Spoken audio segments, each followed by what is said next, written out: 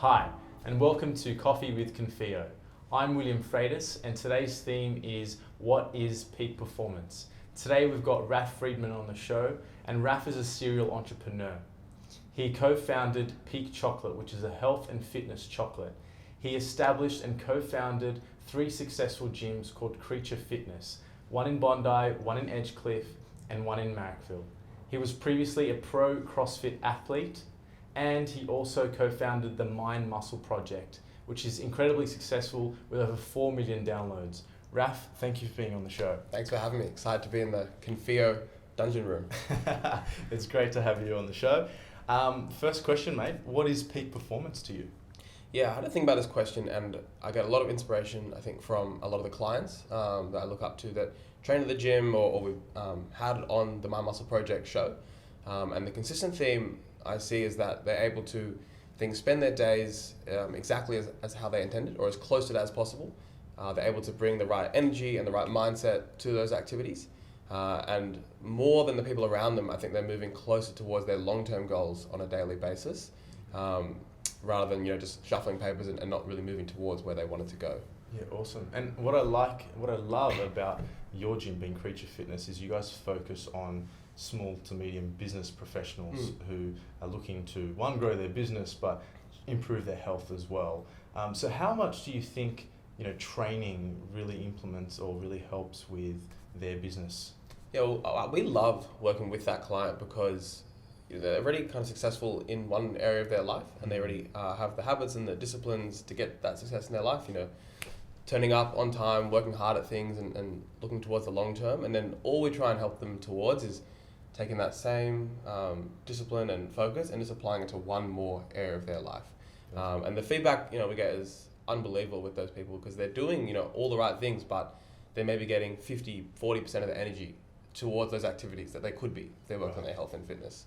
So it's such a great population to work with, and when someone does stick with it, in the medium to long term, the transformation can be huge. It's beyond just like if you see a transformation on a before and after photo, it looks great, but the internal transformation is way beyond that. The energy level changes, the mindset changes from someone that just has that routine, has that energy level every single day. It's a compounding effect. Yeah. And why do you think health and fitness is such a key part to improving that area of your life?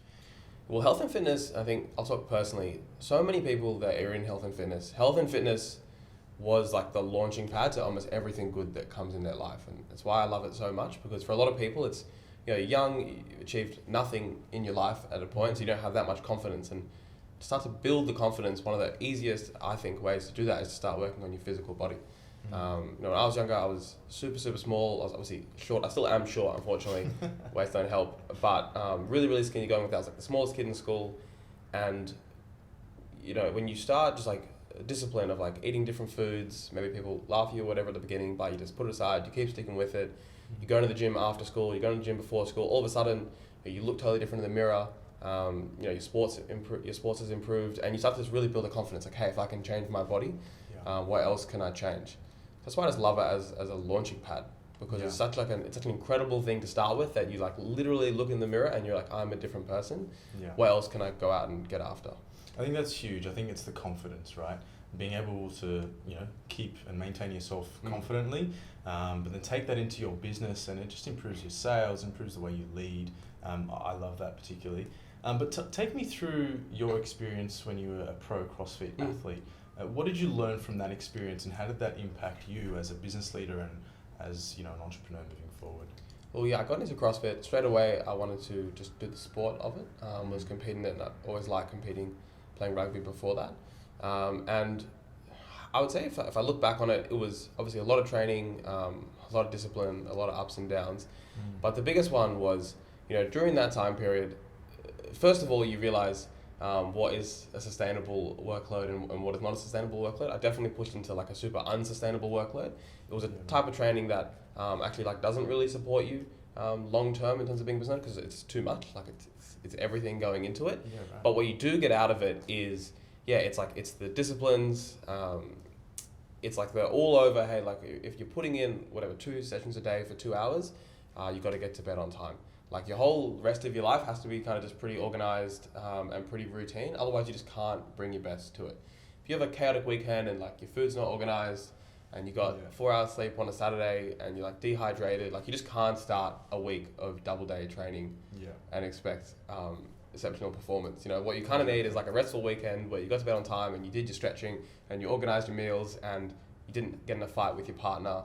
And everything's pretty good, and then you can have a solid week of training. And I think when you're just trying with some sort of sport, it could be any sport, but something like CrossFit, which is so measurable and challenging, you realize that like any kind of, I guess, things that outside of your training that don't go quite as well, they impact your training straight away. And because it's so measurable, you know the weights you lift, or you know the times you do on workouts, you see the effect straight away. You know, as soon as someone has some sort of issue in their personal life, training starts to go downhill. Or if they're just not maintaining their disciplines in their personal life, training doesn't go as well.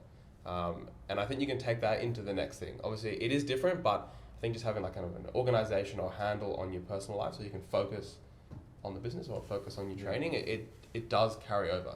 And normally the people I see that have got things together in their business life, their personal life is like pretty under control.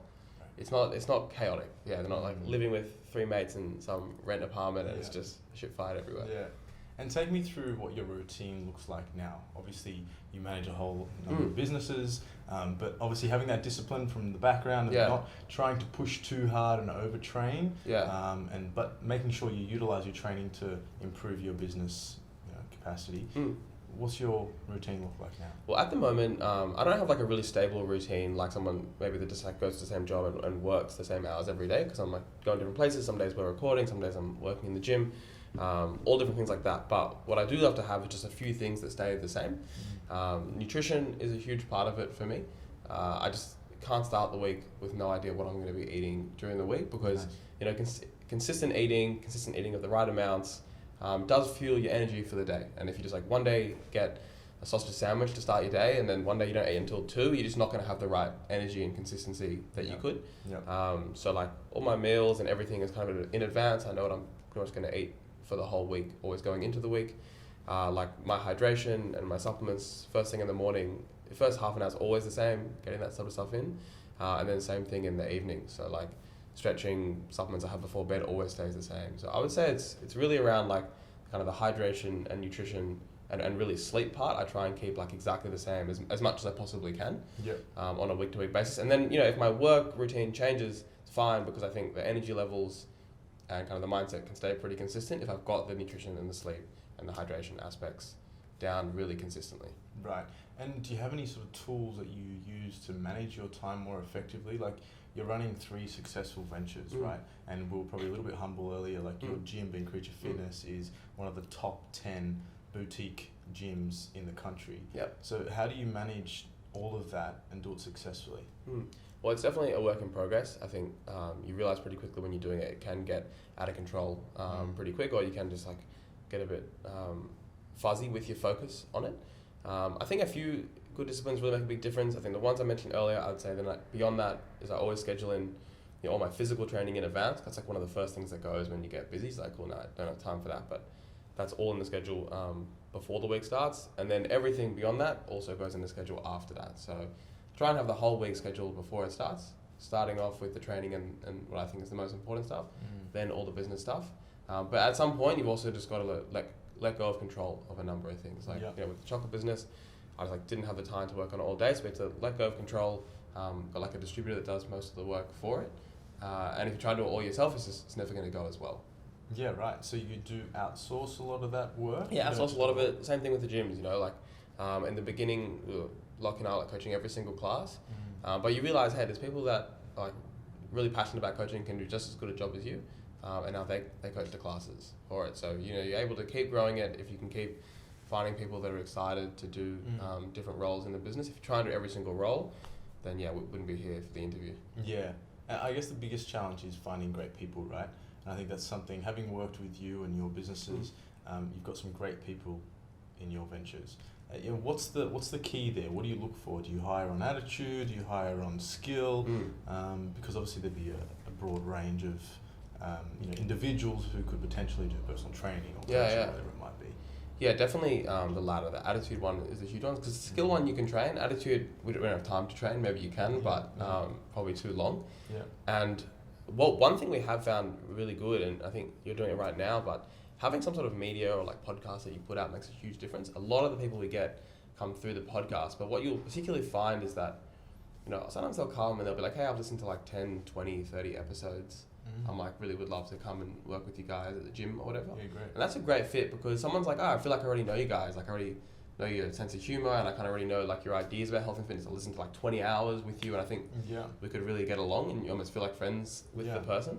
And that kind of like really weeds out like a lot of the bad fits, you know, because they're like already really passionate about a similar vision to what you're talking about on your show. Yeah. So I think that has worked really well for us, is having like some media that we put out has allowed potential new people to get a really good idea if we're aligned with a lot of that stuff. Whereas before we had that, people would come in with like totally different ideas about health and fitness and what type of training is good. Everyone's got their own ideas. I'm sure most people are on the right track, but we just got one way we like to do it. And if you don't have that like kind of consistent media that goes out there, then people come in with really different ideas and you might not work that out after a couple of months. But having that is just like almost like a barrier to entry has been really good. And then like we have a kind of systemized process that new hires will come through, and it's not that much to do with the skills. There is some, but most of it is like we do like personality tests and stuff, and then some personalities that are really good, for instance, at like, you know, caring for other people. And if you're gonna be a coach, that's like usually a pretty high one. Nice. So that we usually find like that sort of person is a good fit for that role. Perfect. And I guess for the benefit of everyone at home, when you step into a Creature Fitness gym, I'm not trying to piss in your pocket here, but you really feel the culture. You're welcomed, you're there, ready to train, but everyone's there supporting you. And I think that's a huge thing, right? You're doing personality testing. Yeah. You've obviously got the podcast, which boosts that image and that culture. What else do you do to increase culture? Is there anything you do with your team on a regular basis to make sure that they're all engaged and you know, willing to be there? Well, one I think small thing anyone could do straight away was, because we had separate locations, we did find that we had probably a bit of a degraded, like just the culture fell away a little bit because some of the coaches weren't like really senior. The coaches, like, man, I haven't seen that guy for like 4 months. Yeah, right. Because at different locations, and then you start to get different things happening, and they don't really feel like they're really part of a team. I think the more people work at home and stuff like that, you see a bit more of that because they're not seeing each other every day. So we just have like twice a week Zoom calls or like video calls with the whole team, and I find that's like a really good one where like everyone shares like a win they're doing. It's an opportunity to catch someone else on the team doing something awesome, which is great, and just it's that like realigning on like, you know, at least twice a week basis of the whole team, even though we're all in different places. Some people are at home, some people are at the gym, some people are at the other gym, but it kind of realigns it, gets everyone back on the same page, reminds everyone like how we like to do things, acknowledges someone when they've done something really well, which is often really a cultural thing, which might be like bringing great energy to a class, helping out with a client. So having that like realigning really consistently every single week on the calendar is really good. I think if you leave that to like once a year, it's not enough. Yeah, and look, the reason why I bring up culture is because I think it's such a vital point of peak performance, right? It's not just health and fitness, but if your team is performing at its peak, then you know you're going to get a great result. And one of the things that we at Confio do, and I think it's been fantastic, is we've trained in Raph's gym as a team, and it's been a fantastic bonding session to build that culture, so that's been awesome. But if I bring it back to sort of peak performance, and especially as entrepreneurs, I think a lot of entrepreneurs get stuck in wanting to chase the shiny object and chase that new idea as opposed to focusing on one venture. And then you get the other school of thought or mindset, which you should focus on one idea and make that great. But you're a testament to running 3 successful ventures. You know, obviously you have to manage your time, which you've spoken about. But are there any downfalls? You know, did it impact any business at some point in your journey? Were there any learnings in there that you would like to give some recommendations? Yeah, I think there definitely can be downfalls. It's always hard to know. Sometimes I do wonder, hey, what would it be like if you just did one? Would it be better? Would it be worse? It's hard to know. I think it's a call people have to make on their own. But I think what is critical, and I think what has made it possible, is that just the fact that they intertwine and support each other rather than take away. I think if one was a dry cleaning business and one was a pizzeria, it would be pretty tough. But for instance, you know, something like the podcast has just been unbelievable for the gyms. It's how we found most of the staff come to the podcast. Like every single sponsor we have on the show, bar one, supports the gym in some other way as well, whether it's like supplements or client management system, or even like a mental health website. All those things we've like integrated back into the business. So, and same thing, you know, chocolate is obviously in the gyms, and it's a network that you can leverage. Yeah. So I think as long as they're complementary, I think it's huge. You know, we've got a client at the gym, works in a big private equity fund, and the number one thing they always talk about is like, as soon as we get a business, it's like, what's a complementary business that we also have on our books that we can straight away put together and increase the business. So Yeah, great. I think as long as they're complementary, it can work really, really well, and as long as it's not dispersing your focus too much. But I think that is like a thought process you have to go through as it's going. It's like, hey, how does this support the other? Yeah, awesome. There's some serious nuggets of gold. Raph, thank you for being on the show. It's been great chatting to you about what peak performance is to you. And what I really got is peak performance is more than just health and fitness, but health and fitness does certainly impact your efficiency, your productiveness, as a business leader, as an entrepreneur. So Raph, thank you for being on the show. It's been great having you. If you have any questions for Raph or I, please hit us up on social media. Direct message, we'll endeavour to get out to you. Raph, do you want to give us a plug on some of your social media handles? Yeah, for sure. If you want to, I guess, listen to the podcast, the Mind Muscle Project is probably the best place to start. Just go to @the Mind Muscle Project on Instagram. I'm at Raph Freedman. But if you're into health and fitness, that's like the best place to start. Awesome. Thank you, Raph. Thank you again for listening to Coffee with Confio. Tune in for the next episode. Thank you.